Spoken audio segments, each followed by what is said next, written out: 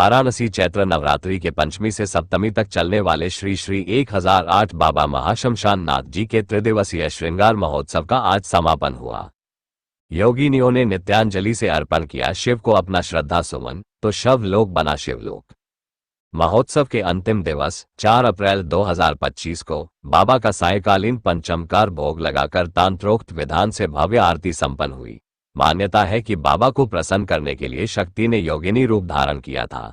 इस अवसर पर बाबा का प्रांगण रजनीगंधा, गुलाब और अन्य सुगंधित पुष्पों से भव्य रूप से सजाया गया। आरती के उपरांत नगर वधुओं ने अपने पारंपरिक गायन और नृत्य के माध्यम से भावांजलि समर्पित की और मन्नत मांगी कि बाबा उनके अगले जन्म को सुधारे। यह अत्यंत भावुक दृश्य था, जिसने उपस्थित श्रद्धालुओं की आंखें नम कर दी।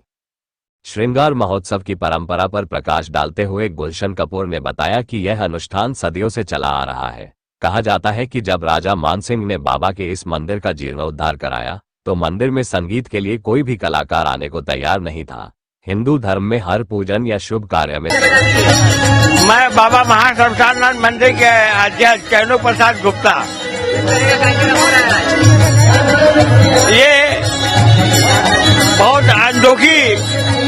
अनोखी कार्यक्रम जो चल रहा है, ये हमारे आज ही हम 5वीं पीढ़ी जो है हमारे परिवार जो चला रहा है। ये कार्यक्रम पूरे विश्व में नहीं कहीं होता है कि एक तरफ गीता जले, एक तरफ जो है कि नगर बद्दुओं डांस करें। ये पूरे विश्व में नहीं है। तो ये जब यहाँ पे मान सिंह ने आया था, तो मान सिंह ने यहाँ देखा तो बाबा की श्री पिंडुकी था और माँ काली उपस्थित थी। तो यहाँ देखा कि हर एक आदमी रो रहा है, क्योंकि अपने माता को, दादा को, भाभी के लेके आ रहा है, रो रहा। तो मान सिंह ने सभी कलाकारों को बुलाया, लेकिन कोई आने को तैयार नहीं हुआ। तो इन्होंने दावत दिया नगर बंधुओं को, तो नगर बंधुओं ने तैयार हुआ। जब उन्होंने तैयार हुआ तो बाबा को मनाने के लिए वो जो है अपने पैर में घुंघरू बांधी और जितने कम में लोग यहाँ थे, तो नगर बंधुओं अपने ठुमका से, अपने गायन से वो 3 घंटा समय अपने साथ बिताने लगी।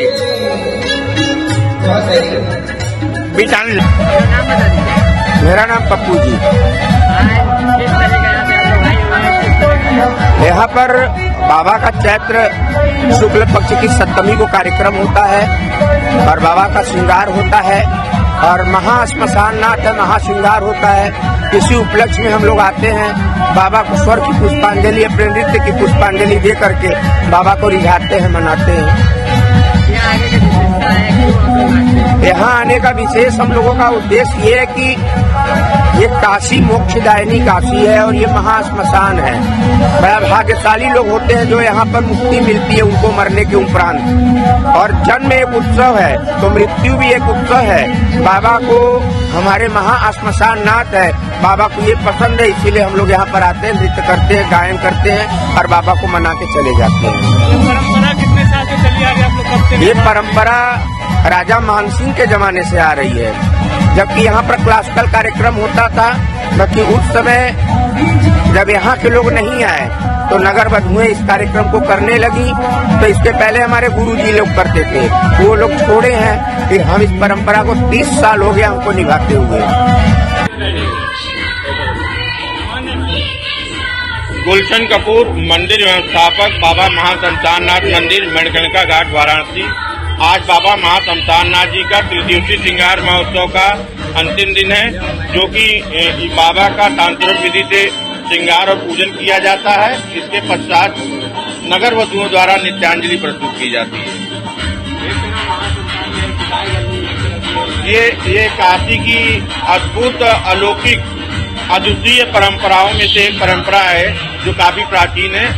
ऐसा माना जाता है, कहा जाता है कि राजा मानसिंह द्वारा जब इस मंदिर का जीर्णोद्धार कराया गया था, तब से ये परंपरा चली जा रही है।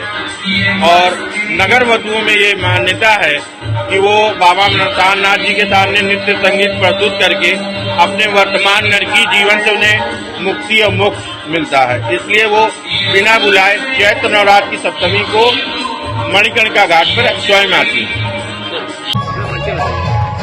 मैं उपेंद्र हूँ, मैं पंजाब से आया हूँ अभी। ये तो जिंदगी के दो फेसिस हैं और एक इंसान दो तरह से देख सकता है। जैसे मैं भी हूँ अभी, तो एक साइड में तो चिताएं जल रही हैं और दुख का माहौल है, लेकिन मैं इनको भी गलत नहीं बोलूंगा। उनका अलग से अपना सोच है कि हाँ ठीक है, ये नाच गाना भी जरूरी है, जिंदगी में थोड़ा फन चाहिए, ये तो है ही है। ये तो कहना मुश्किल है, वो सबकी अपनी अपनी सोच है। जैसे हम आए हैं इतनी दूर से, हम तो यहाँ माथा टेकने आए हैं और यही सब चीजें देखने आए हैं अपनी लाइफ में कि हाँ लास्ट तो यही है।